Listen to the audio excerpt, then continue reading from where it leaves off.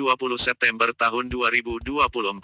Persatuan Organisasi Lintas Adat Agama dan Budaya Pola gelar konferensi pers bersama pihak multi nabati Sulawesi MNS dan masyarakat setempat. Hal ini dilakukan karena, berdasarkan hasil rapat terkait dugaan limbah di Tanjung Merah baru-baru, akhirnya mendapatkan hasil yang baik sehingga dilakukan pertemuan dengan warga setempat di sumur yang awal warga menduga air bercampur limbah dari perusahaan.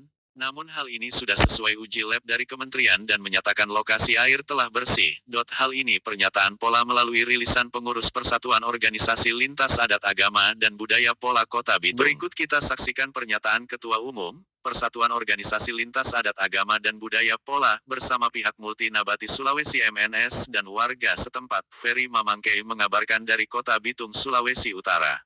Bahwa terkait persoalan yang awalnya sempat kita lakukan untuk gerakan-gerakan untuk memastikan bahwa terkait limbah yang diisukan di sini masih terkontaminasi.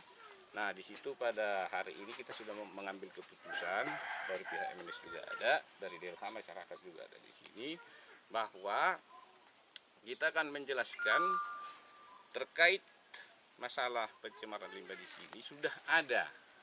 Menurut dari pihak MNS dengan Ibu Kadis DLH, sudah ada keputusan dari kementerian yang menyatakan bahwa untuk air di sekitaran ini sudah bebas, artinya tidak terkontaminasi lagi dengan limbah, sehingga sudah bisa digunakan untuk masyarakat setempat.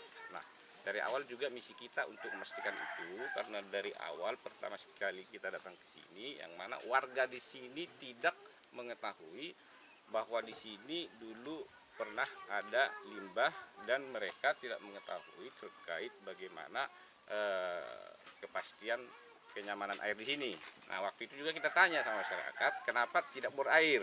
Mereka tidak ada uang. Nah, disitulah kekhawatiran kita, karena belum ada kepastian apakah ini sudah bisa layak digunakan atau tidak. Sehingga setelah perjalanan kita untuk mengusut itu, maka hari ini sudah jelas terang benderang bahwa PT MNS dan Kadis DLH sudah memberikan keterangan. Nah, disinilah keadilan jelas sekarang. Tapi sudah diyakini itu dengan hasil dari kementerian sendiri. Tapi terkait dengan isu-isu yang orang dapat ini, yang kata isu daging seperti itu, seperti apa dari Ketua Pola sendiri? Kalau meyakini terkait hasil lab, ya tidak mungkinlah kementerian memutuskan yang tidak benar. Tapi kalau untuk membahas itu nanti mungkin bisa dari pihak MNS. Kan.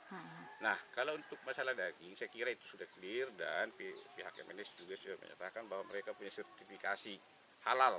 Artinya itu sudah tidak ada persoalan. Itu pun sebenarnya hanya untuk memperjelas informasi-informasi saja. Saya kira kalau untuk masalah daging itu sudah clear. Kementerian di periode rentang waktu setahun setelah pemulihan. Jadi hasil uji itu dinyatakan aman untuk dikonsumsi warga. Atau? Bahasa dikonsumsi.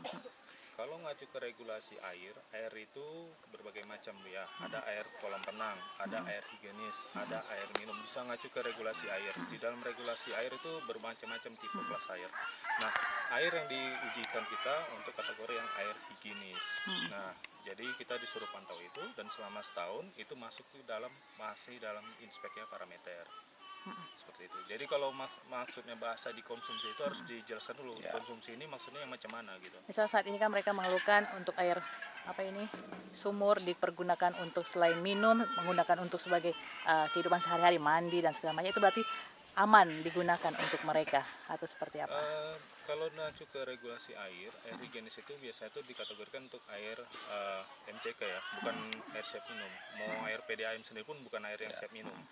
Jadi seperti itu dia. Nah, di rentang periode pemantauan kami, ini airnya mutunya semua inspek seperti itu. Ada program lanjutan apa dari MNS untuk warga setempat ini? Terkait dengan program itu, ini area sini bukan area wilayah kerja kami. Ini objek yang di area sekitar ini sudah kita kembalikan ke pemiliknya.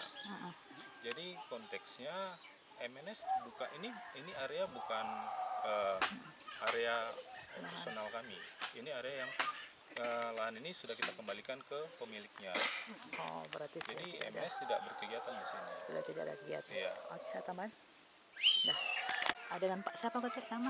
Doni, Doni RT dari lingkungan sini. lingkungan Pak, RT boleh Menemo, lingkungan 5 RT 03. jelaskan sedikit Pak keluhan warga yang ada sini, berapa kakak Pak yang tinggal di sini? Kalau menurut kakak itu untuk sebelah sini sekitar 24 kakak, untuk daerah sebelah utara sana dan sekitar 300 kakak. Nah, saat ini yang dikeluhkan lagi untuk warga selain apa lagi nih Pak? Yang dikeluhkan warga hanya melalui air minum saja. Seperti Karena apa mungkin? tiap bulan itu mereka mau hitung-hitung ambil air bersih untuk dapat minum itu membeli dengan 1 tong ya, dengan harga yang cukup tinggi juga. Jadi masyarakat mengeluh untuk dapat bagaimana pemerintah ataupun cara untuk mendapatkan air bersih yang ada. Sedangkan yang air bersih yang sudah ada yang ada di depan saya ini dia itu milik dari perorangan. Jadi untuk mendapatkan air itu kita harus konsultasi dulu. Jadi dan kita sudah bahas Pak kelurahan yang mana kalau boleh bagaimana caranya supaya masyarakat di sini mendapatkan air minum.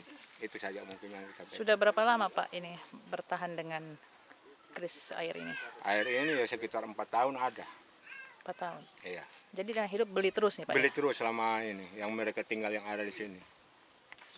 Kepemilikan siapa ini? Ini pemilikan dari ibu siapa ini yang di sini? Tanya Bu. Sikem. Iya, Niken. Oh. Sampai